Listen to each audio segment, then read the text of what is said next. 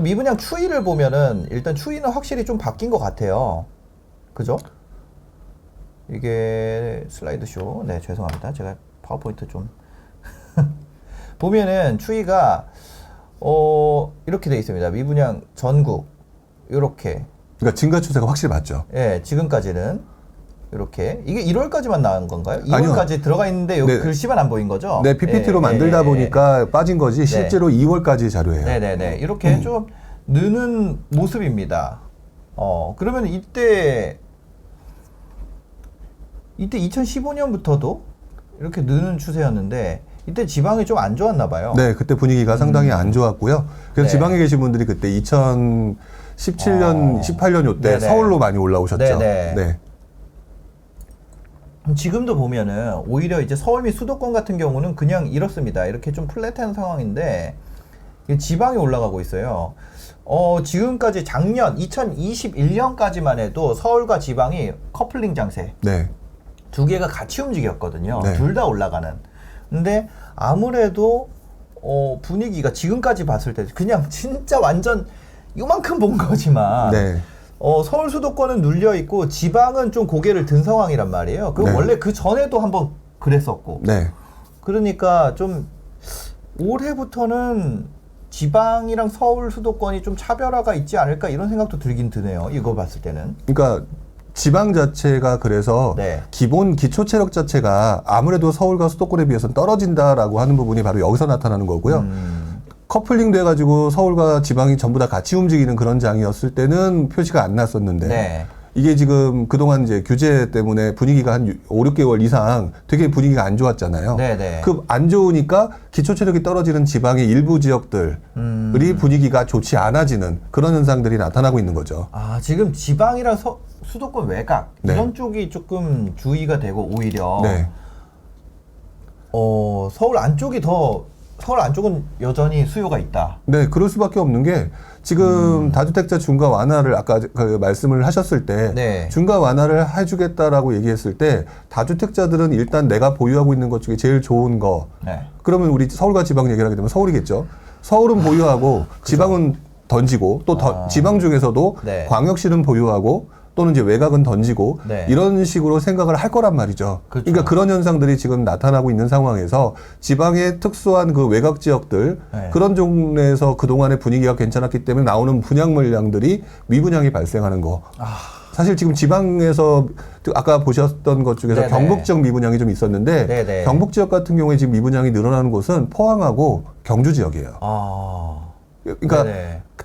광역시는 또 아니라는 거죠. 네네. 그래서 지방도 조금 좀 다르게 봐야 되는 것 같은데 네. 어쨌든 지금 현재의 정책 방향으로 봤었을 때는 네. 외곽에 대해서 조금 네. 분위기가 좀 조심스러워지는 분위기가 있는 것 같고요. 다만 이제 여기서 또 한번 다시 지방 또는 외곽 지역이 강해질 수 있는 그 소지는 네. 다주택자 분들한테 그 종부세 부과 기준을 채수 가액 뭐 이런 것들 어떻게 하느냐에 따라서 네. 가액으로 가게 되면 또 그러면은 한 채 더 살까라는 생각이 드니까 그땐 또 다시 바뀔 수 있는 그런 상황이 계속 이어질 것 같아요. 지금 보면은 다주택자 당연히 뭐 그냥 아예 극단적으로 해보면 내가 뭐 강남에 한 채 있고 뭐 어디일까요?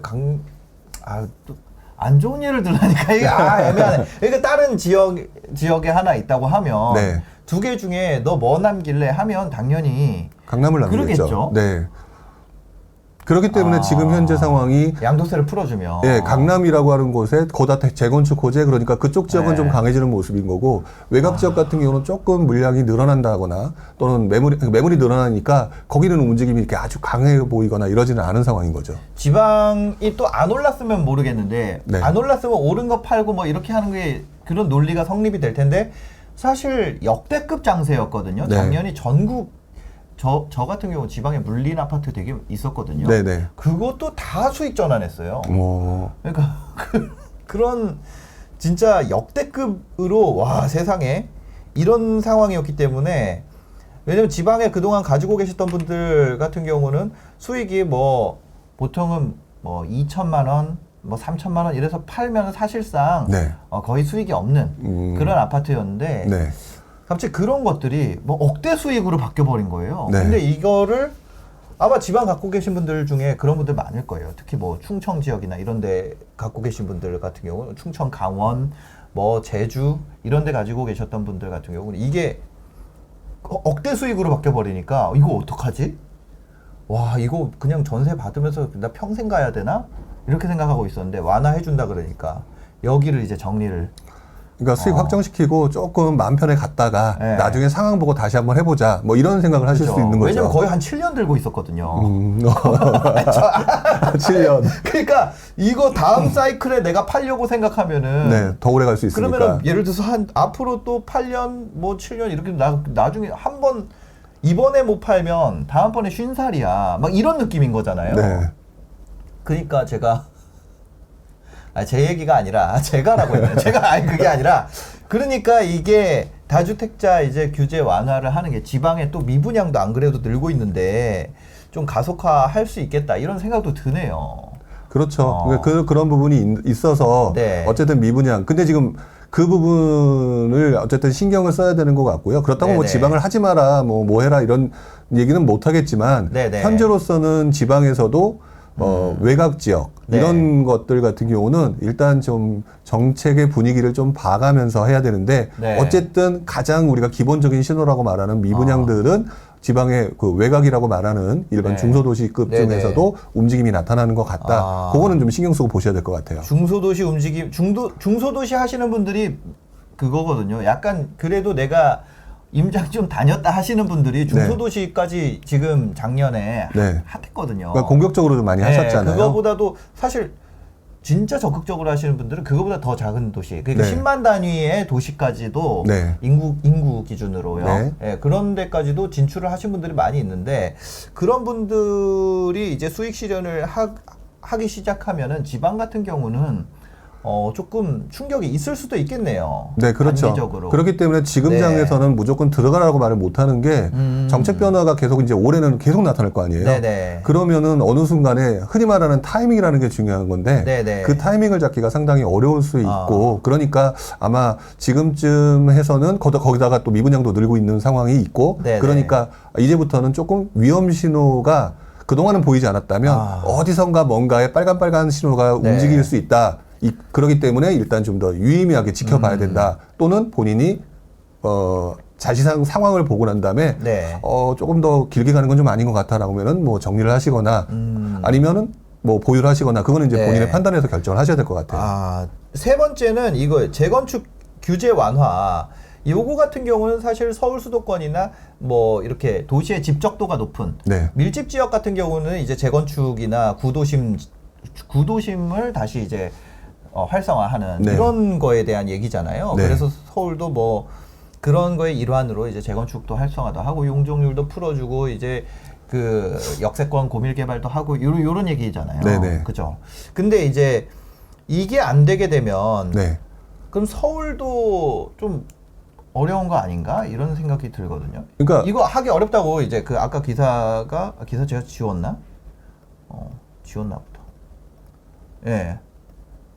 요거 보면은 이제 이분이 이제 하는데 재건축 규제 완화 이제 좀 어렵지 않을까? 시장이 완전하지 않기 때문에 시장 실패가 있을 수 있기 때문에 예, 가격 불안 부작용 염두에 두고 속도 조절 필요하다. 그러니까 저는 이 속도 네. 조절에 좀 더 집중해서 봐야 될 것 같아요. 네. 그러니까 원래는 순식간에 뭐 예를 들어서 뭐 정확한 표현은 알지 몰라도 6개월 안에 끝내고 싶은 거를 네. 1년으로 조금 느리게 되면 네. 그걸 지켜보는 사람이 일단 답답하거든요. 네, 네, 그러면은 움직임이 일단은 불확실성이 높으니까 좀 지켜볼까라고 하면은 움직임이 네. 빨라지지 않을 테니까 네, 네. 이런 것들을 노리고 하는 거라고 보여져요. 그래요? 네, 그러니까 저는 일단 윤석열 네. 그 당선인의 후보 제 1순위 그 부동산 공약은 250만 원 공급이에요. 네. 근데 그 공급을 해야 된다라고 하는 첫 번째 공약 자체는 지켜야 되는데 네. 재건축 완화가 바로 그 밑에 붙어 있는 내용이거든요. 네, 네. 그러니까 재건축 완화를 하겠다라고 하는 부분을 안 할 수는 없을 거다. 다만 네. 우리가 생각할 때는 1년 안에 뭔가 크게 바뀌겠구나라고 하는 부분이 1년 반, 2년 이런 식으로 하면서 우리들의 움직임을 속도를 조금 늦추려고 하는 심리를 죽이려고 하는 네. 그런 분위기일 것이기 때문에 저는 재건축 규제 완화가 안 된다라고 보기에는 지금 너무 섣부른 판단일 가능성이 있다라고 보여져요. 재건축 규제 흉스님이 제 마음에 있는 이야기를 해줬습니다. 재건축 규제 완화해줘도 10년 아니에요, 이렇게. 그렇죠. 그죠? 예. 그리고 공급 현실화하기까지는 또 시간이 걸리겠네요. 그렇죠. 그렇기 때문에, 지금 이분들이 10년이라고 하는 거는 본인들이 이제 좀 정치적인 표현이겠지만 5년 네. 지나면 또 나오셔야 돼요. 그러면 또 따로 바꿔야 되거든요. 그 네네. 일은 이제 내일이 아닌 거죠. 그러니까 지금 가장 중요한 거는 가격 불안이 제일 불안스러운 거거든요. 네네. 가격이 불안할까봐. 아까 말씀하셨던 강남 아파트 가격이 네. 70억, 80억이 가는 거를 지켜볼 수는 없으니까 그 부분에 대해서 자꾸 립서비스 차원에서 얘기를 하는 거고 네. 지금 살려고 하는 사람들의 심리를 조금 한번 지켜볼 거라 바꾸고 싶은 것이기 때문에 네. 재건축 규제는 결국에는 완화 쪽으로 갈 수밖에 없는 거는 저는 명확 관화하다고 봐요. 네.